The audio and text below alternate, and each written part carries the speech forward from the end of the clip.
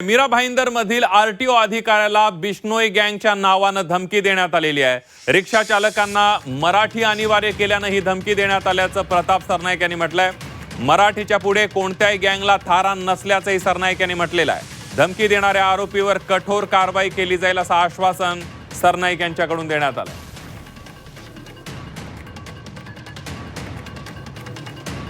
सांगू इच्छितो, हा महाराष्ट्र आहे।